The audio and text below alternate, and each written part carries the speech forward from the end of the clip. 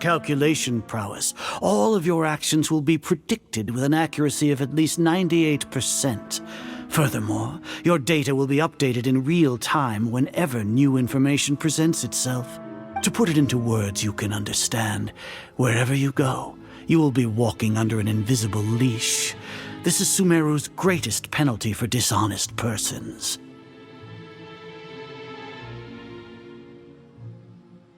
Are you not familiar with the concept that great responsibility begets an equally great suspicion? In any case, you are Sumeru's most concerning external variable. Locking you down will greatly decrease the chance of any undesirable outcomes coming to pass. You're Despicable?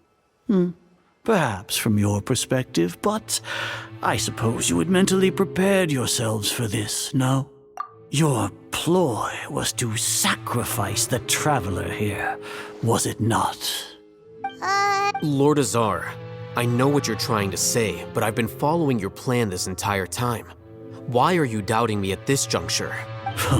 Must I delineate your entire plan? Very well, I will spell things out. First off, I received an eyewitness report that you were spotted with the traveler to Caravan Ribat. However, you immediately departed for the desert and escaped surveillance range. Judging by the time, you all likely encountered the truant General Mahamatra in the desert.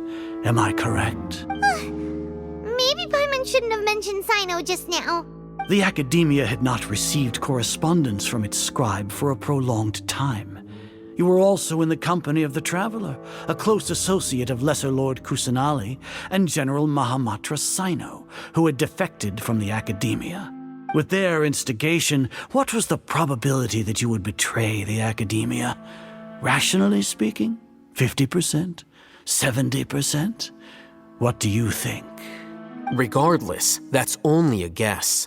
The facts are that I've brought the Traveler right before you, and I gave you my report. Indeed, your boldness deserves praise. To think that despite status as an outlander, the Traveler is still willing to sacrifice for the sake of your plan. If I'm correct, you have a contingency plan to save Lesser Lord Kusanali and ruin our great work. Sneak into the Academia on Nia Garbaha Day, using Alhaitham's status as the scribe. For there is a good chance that an opportunity to save the Lesser Lord will arise. Should your intentions be discovered, Alhaitham will turn traitor and sacrifice the Traveler, thus proving his innocence. He can then stay inside the Academia and continue searching for a way to proceed forward. As for Sino, according to the Akasha's calculations, he will soon return to the Academia and confront me in person. I suppose this is also a part of your plan? You'll see me as a traitor regardless of what I say, no? Even if you impugn me, it would have little effect on you all. You misunderstand. Losing our scribe would irreparably damage the Academia's regular operations and the development of Sumeru's future academic systems. However, under the current circumstances, even that is trivial compared to what we stand to gain from our great work. You said that I betrayed the Academia, but you, Azar, you've betrayed all of Sumeru, betrayed its Archon. So flight has turned to fight at long last. Guards!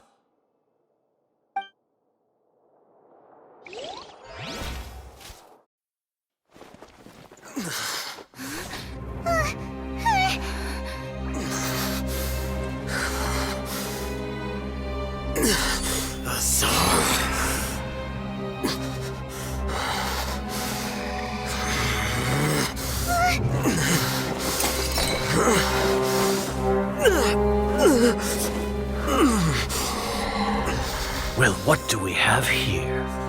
So you stole that divine knowledge capsule? Traitor! You traitor! Even the most rational scholar will yearn for the power of a god in a moment of desperation. Aren't you doing the exact same thing as me, Alhaitham? Unfortunately for you, no god will lend you their power. Azar!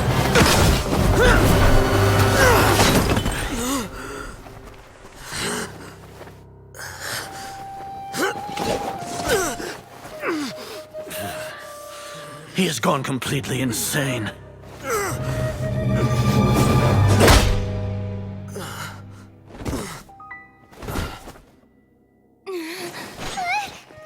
Take him to the Matra and exile him to Aru village. Then find someone to take these two to the confinement room. I'll deal with them later. Grand Sage, we've finished all required preparations for Nyagarbha Day. We may begin to enter the capsules now. Excellent. You may begin.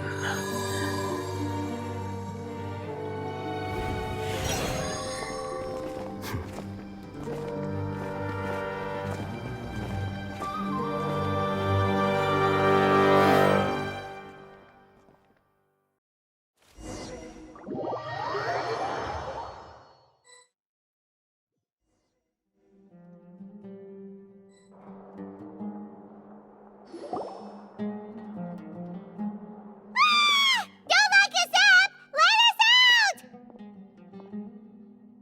Wah!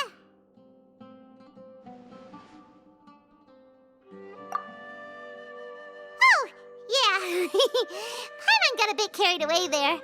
How was Paimon acting just now? Great, huh?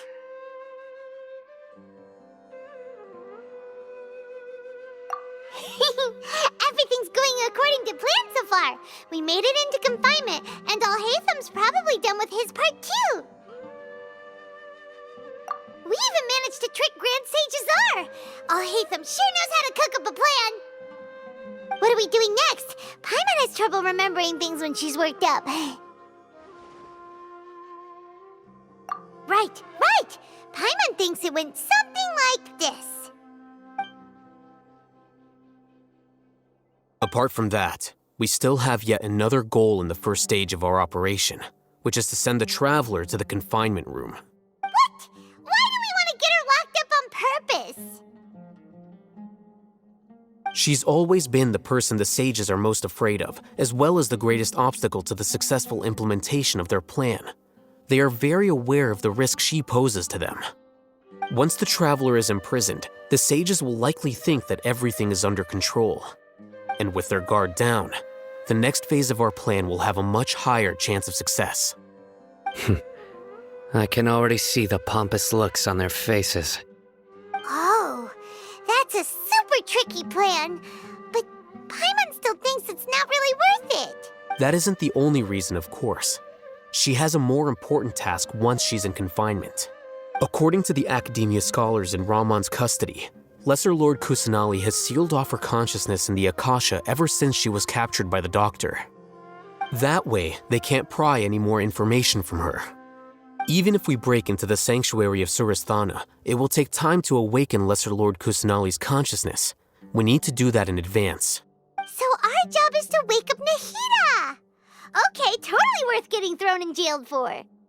The confinement room is inside the Academia, close to the sanctuary of Surasthana. It's a completely enclosed space, and you won't be receiving any visitors. I'll work with Ramon's scholars to make some modifications to your Akasha terminal. Once you're in, get as close as you can to Lesser Lord Kusanali and try to connect to her consciousness. However, as for whether she'll actually wake up, that will depend on our luck.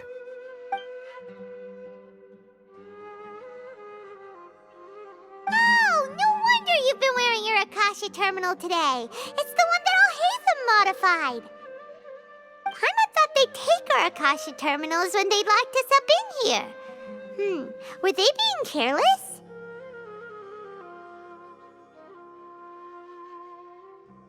Alright, so what now?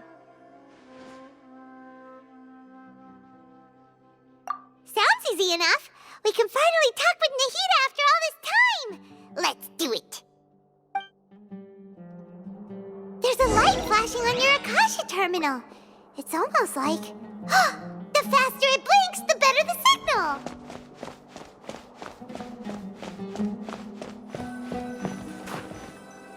Whoa, it's Mora.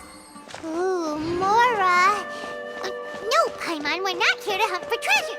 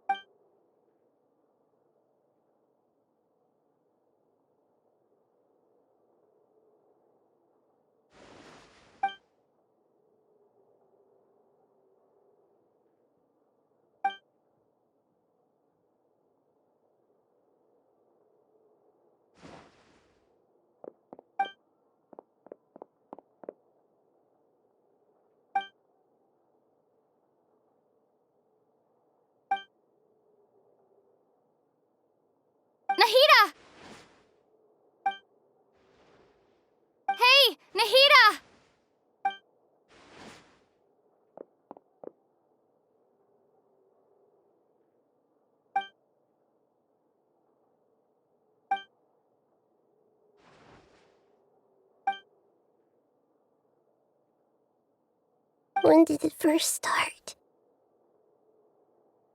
Oh, right. It started from the moment I was born. I want to become a worthy Archon. So I've kept studying.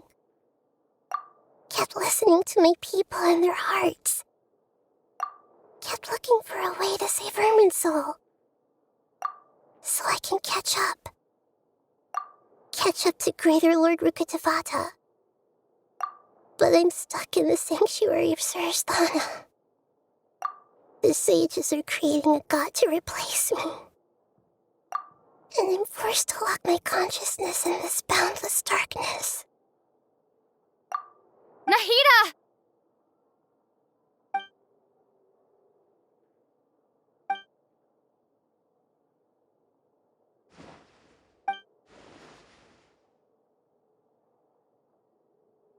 Nahida!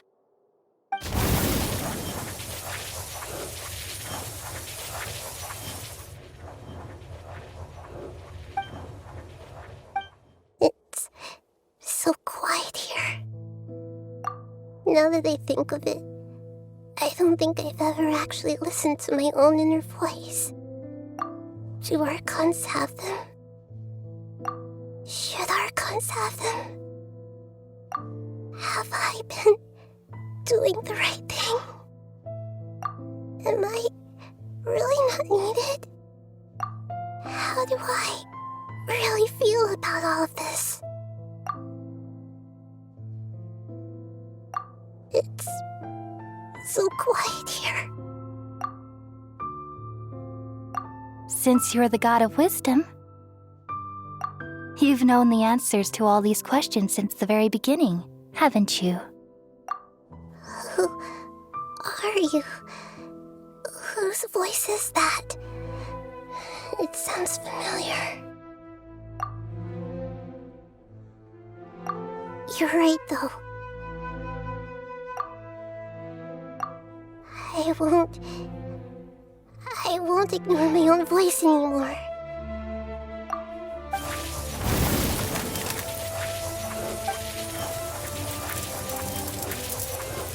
Nahida!